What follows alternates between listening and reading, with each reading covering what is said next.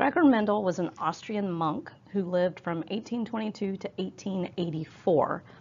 And he taught school, primarily math and science. And he also enjoyed working in the monastery gardens. It was just a passion of his. And so he kind of put together his passions of working in the gardens and biology and ultimately some mathematics, and began breeding garden peas to study patterns of inheritance. He was curious about how traits were passed on from parents to offspring. And he chose pea plants, and he had a very specific reason for choosing pea plants. They come in a lot of different varieties. They grow very quickly and produce lots of offspring. You wouldn't want to do these type of inheritance studies with something like an elephant, for example, because they tend to only have one offspring at a time, and they are pregnant for around 22 months. So you wouldn't get data very quickly, but with pea plants, you can get a lot of data and very quickly. And that's important. The amount of data is important. I think we've talked about this before. The more data you have, the more likely your results are going to actually show a pattern that is true. Okay, we talk about flipping a coin, right? There's two possibilities, heads or tails. If you flip a coin 10 times, there's no guarantee you're going to get heads 50% of the time and tails 50% of the time.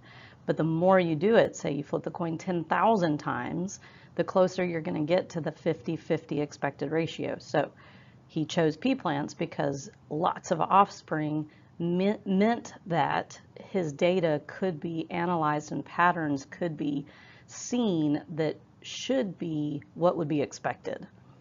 So we'll talk more about that in a few minutes. The other reason for pea plants is they have several either-or traits, meaning there's two possible outcomes. So there were 7 traits that he looked at: flower color, flower position, seed color, seed shape, pod color, and stem length. And for all 7 of those traits, there were only 2 possible versions of the trait.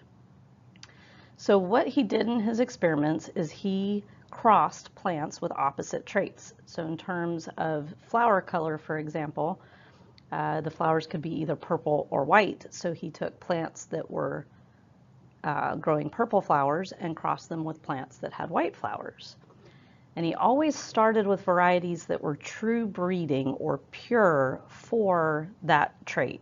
And what true breeding means is that if they're allowed to self-fertilize, which is a normal situation in plants, the offspring would always have the same trait. So the true breeding purple flowered plants would always have purple flowered offspring.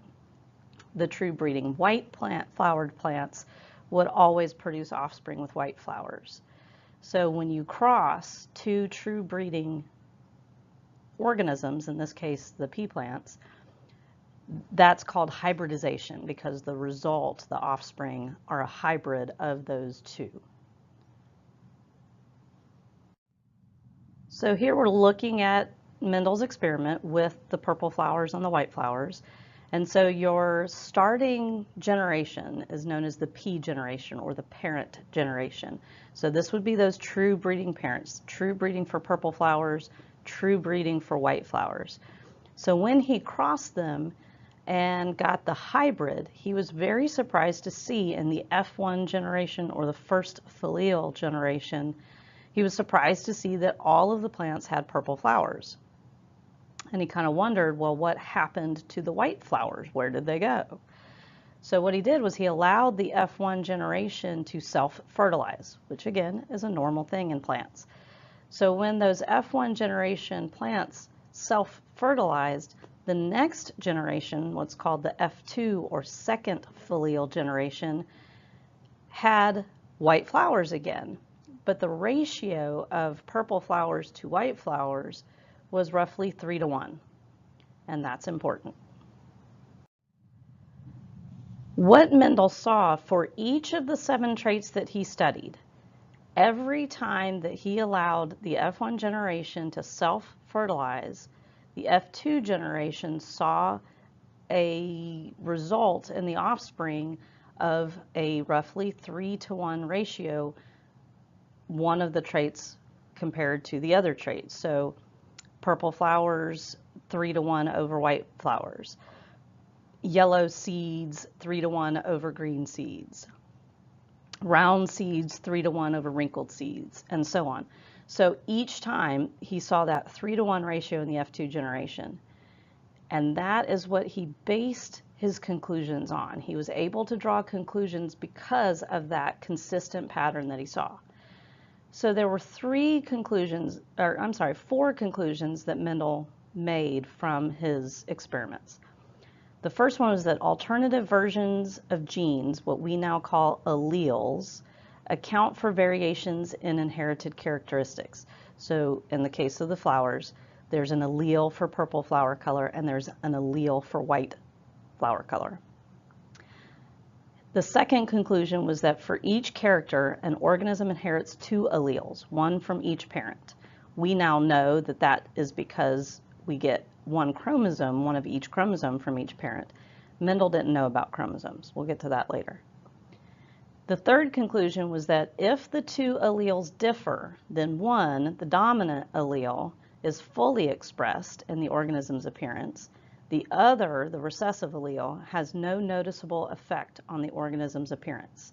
He talked about it in terms of the recessive allele would be hidden by the dominant allele in that F1 generation.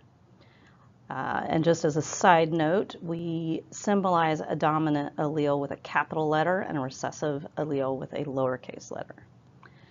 The fourth conclusion was that the 2 alleles for each character segregate or separate during gamete production. This became known as the law of segregation.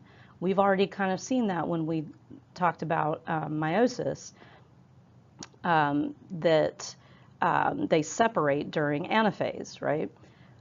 He wasn't aware, again, of chromosomes, so he talked about in terms of the alleles separating. We now know that it is the chromosome that separates and not the individual alleles, but again, we'll talk more about that later. All right, so there's some important vocabulary that we need to discuss that we're going to use throughout the rest of this unit. First up is homozygous and heterozygous. Homo, of course, means same, as we've talked before. So if an organism is described as being homozygous dominant, that would mean that it has 2 dominant alleles for that trait. So the purple flowers would be big P, big P. Homozygous recessive would mean that they have 2 recessive alleles for that trait. So the white flowers would be little p, little p. And then hetero, of course, means different. So heterozygous organisms would have 1 of each, 1 big, 1 little, 1 dominant, 1 recessive. So big P, little p. And because the big P is dominant over the little p, its appearance would be the same as if it were homozygous dominant. It would also be a purple flower. So homozygous dominant and heterozygous often will have the same physical appearance, even though the genes themselves are different. So speaking of genes versus physical appearance, we have terms for that as well. Genotype and phenotype. So genotype is the genes, that's the letters, the big P, big P, big P, little p, little p, little p, or homozygous and heterozygous. Phenotype is the physical appearance, or what it looks like, what that trait translates to. So again, in this situation, we're talking about flower color, so purple or white would be the phenotype. So generally, when we talk about genetic crosses, we will summarize the genotypes and phenotypes because that kind of just helps us have a big picture of what is going on with that particular genetic cross. And speaking of genetic crosses, when we're crossing 2 different things, we're making a hybrid. If we're looking at a single trait, we say that it's monohybrid cross. If we're looking at 2 different traits, say flower color and plant height, that would be called a dihybrid cross. And you can cross more than 2 things, but we'll pretty much limit it to just monohybrid and dihybrid.